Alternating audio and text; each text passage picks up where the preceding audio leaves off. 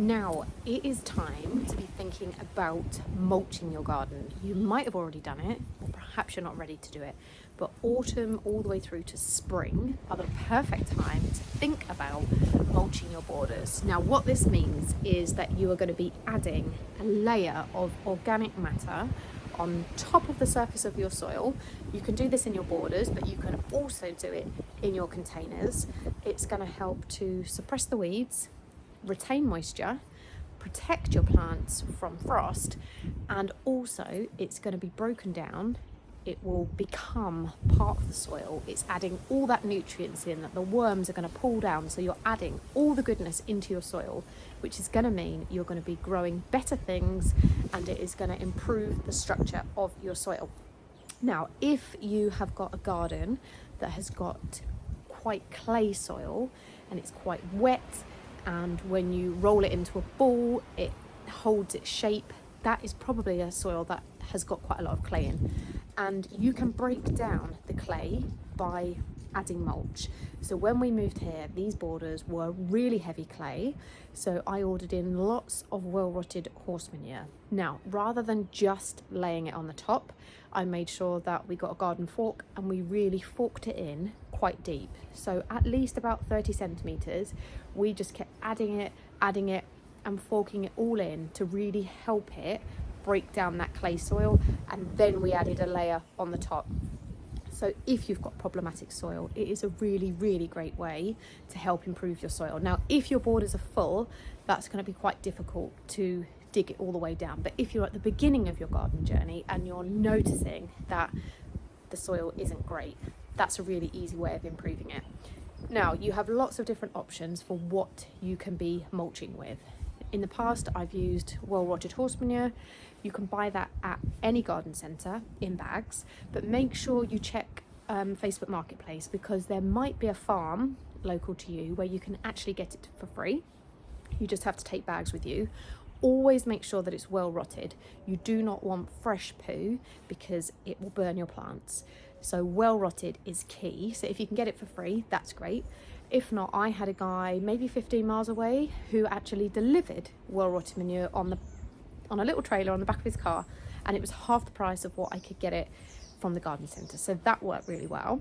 You can also get lots of non-animal manure, which is like broken down maize, that kind of thing, like broken down crop. And the one that I'm going to be using this year is Biobloom, which is actually, I believe it's like cow slurry. So it's from a cow farm. It's basically all the broken down stuff. So there are lots of different options. If you've got areas of your garden where you've kind of finished the planting and you just want it to look nice and fresh and to last a bit longer, then I like to use a chunkier bark. So around the back of where the boys' football goal is, in a shady border, I like to use a chunkier bark because I usually get 2 years out of that rather than having to do it annually. So that works really well.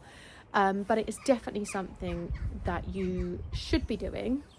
But if you're on a budget, you can't afford to do it, or you can't afford to do it all, just do what you can. And what I would recommend is that you pick a border, perhaps the border with the most plants or where you're going to be growing the most flowers, and just do one border in perhaps now. Maybe in the autumn you could do another border. So just do what you can afford. So if you can only afford to do a little bit, just do a little bit. And then when it comes to autumn, do another bit. And then do it that way. So don't feel that you absolutely have to spend a load of money on poo, because I get that it's not exciting to be doing that, but it definitely is beneficial. And actually, I spend hardly any time weeding. It massively suppresses the weeds in my garden. Honestly, I hardly do any weeding because it really, really does make a huge difference. So I'm going to start mulching and I will show you what to do. So this is an example of the chunkier bark that we use. So actually it's called landscape bark. I think Ben might have got it from Home Base or B&Q, but it's a Westland brand, and you'll see that it's quite chunky. So we add that into this border here, and yeah, we haven't done this for a couple of years. I mean, it's got loads of leaves on it now, but it just makes the border look finished, and you don't have to look at bare soil And that, yeah, there's just nothing better than finishing it off. So that is the chunkier stuff that we use. So Biobloom Soil Enricher is what I am using as my mulch this year. Now, I tried it in the spring when they sent me a bag, and I used it in my container garden, and I just loved it. The thing I think I love the most is that it has absolutely no smell. Sometimes manure can be a little bit smelly, not hugely smelly, but sometimes it can. I just found this so easy to use. It's really lightweight, and that's another thing I love about it. So when you're sprinkling it around the plants, I didn't have to worry about crushing things. Now, I don't apply a very thick layer because my borders are so full, but you can apply this 3 or 4 inches thick if you need to, but I tend to just sprinkle it all over, and I actually like to drop it from height like this because I find that it doesn't damage the plants at all.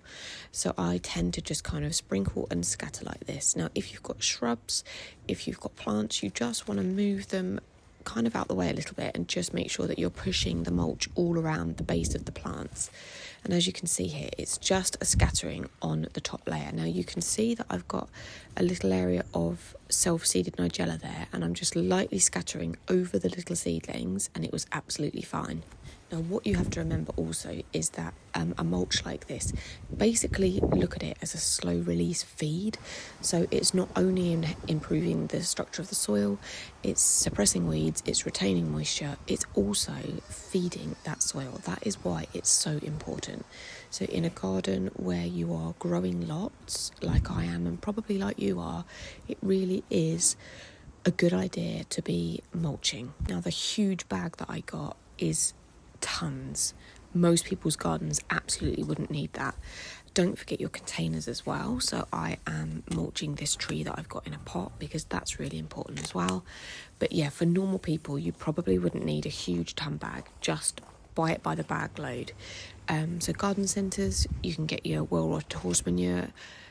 You can use compost, you can use mushroom compost. We spoke about that earlier, but just get something down because it's great.